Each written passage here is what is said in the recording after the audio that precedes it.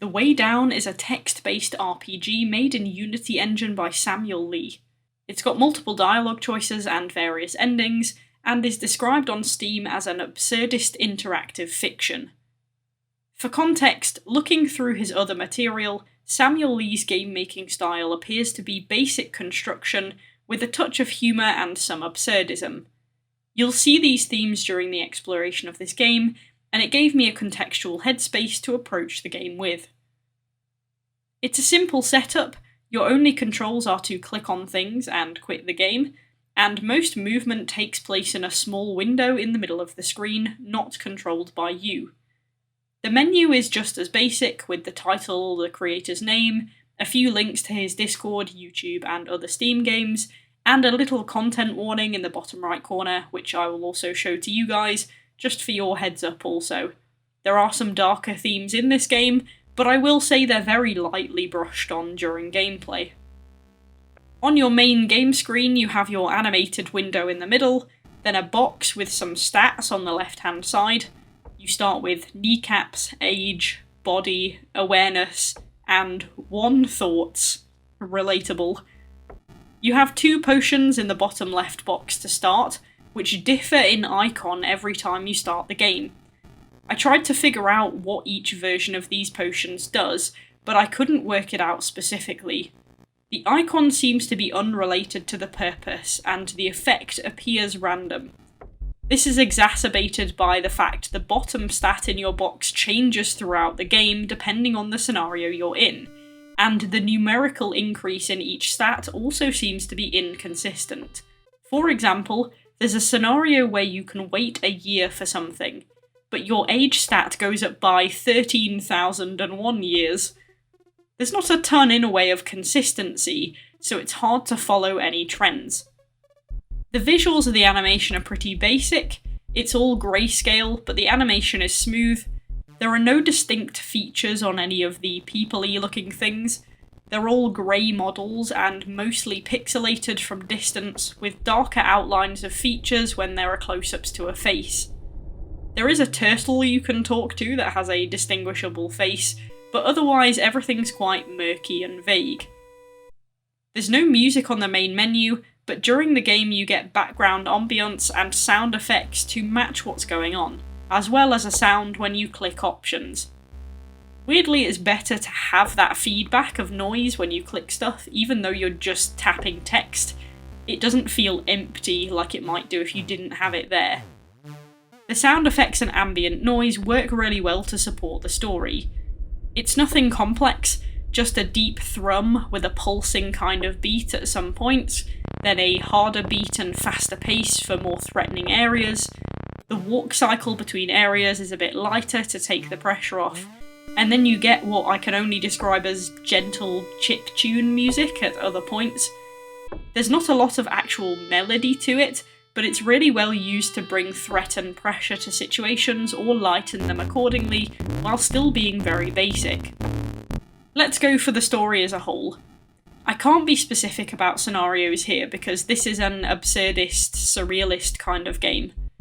I find reviewing these a bit more difficult, because when it comes to a story, the brain wants consistency and it wants a thread to follow. But with surrealism, you're not going to get that thread or consistency. The only thing that you can look at is the overall theme and feel the game builds. Essentially what you do is work your way through multiple interaction segments. The first interaction you have is always the same, with a man who desperately wants to trade something with you. How you respond to these interactions is entirely your choice. You can talk to them, agree with them, try and find out more, though you probably won't get straight answers, or you can run away, ignore them, whatever the choices are. After the trader man, the other interactions can come in a random order. You have 2 guys sat together who laugh at everything, including you. You have a pile of corpses and an angry man with a rock to deal with.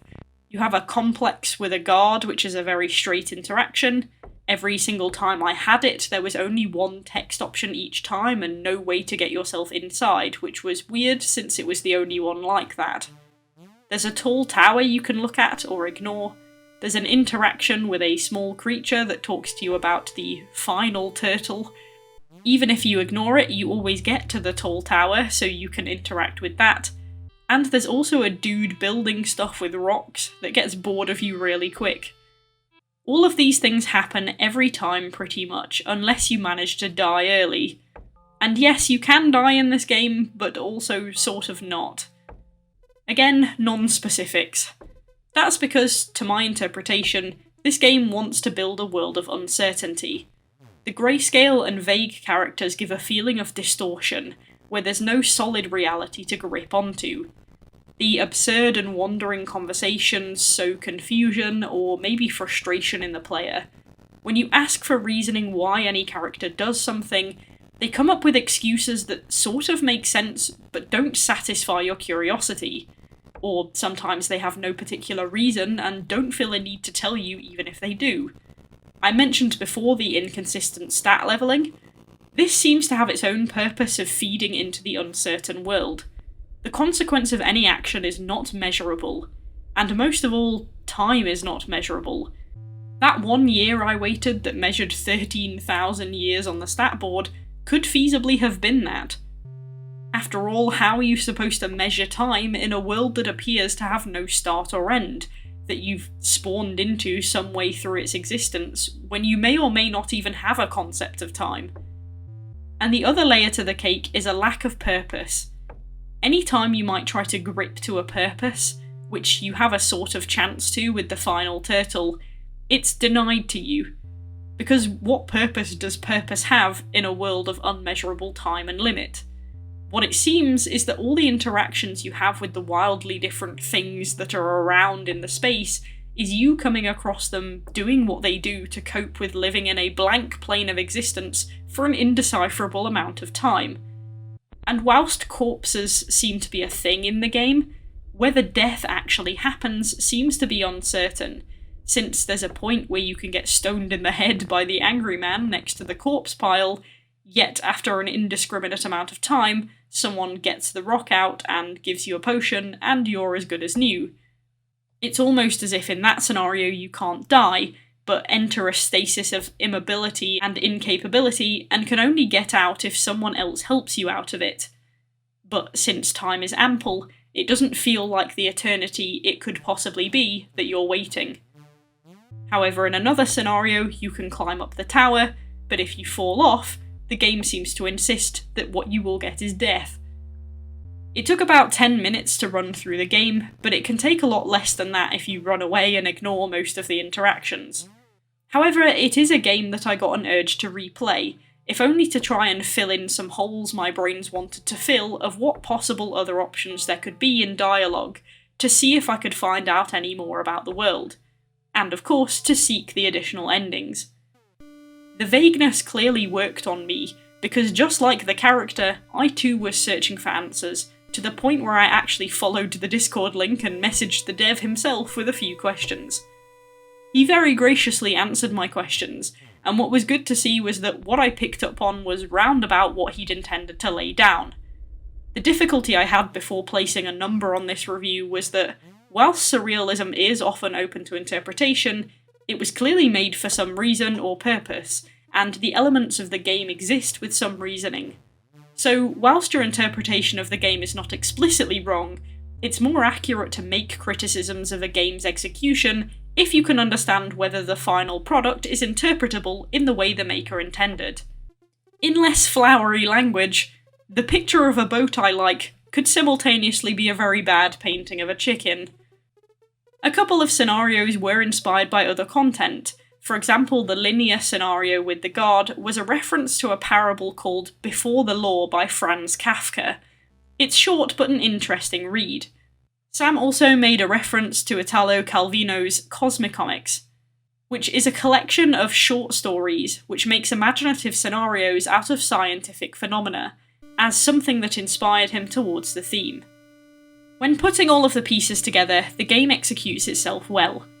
The age stat is probably the most useful of the statistics to feed into the overall atmosphere, and really the others could have not been there and a similar effect would be achieved, but that randomness doesn't undercut the overall aim of the game in my opinion.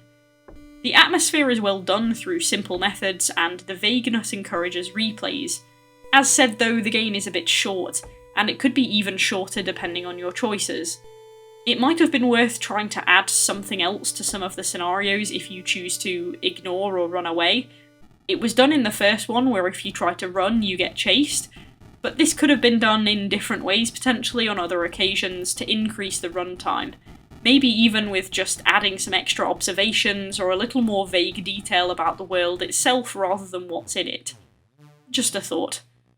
I got 40 minutes playtime out of several run-throughs, so it's not a huge time killer, but if you're interested in the abstract, this might be an interesting little project for you to take a look at. I will give The Way Down an 8 out of 10.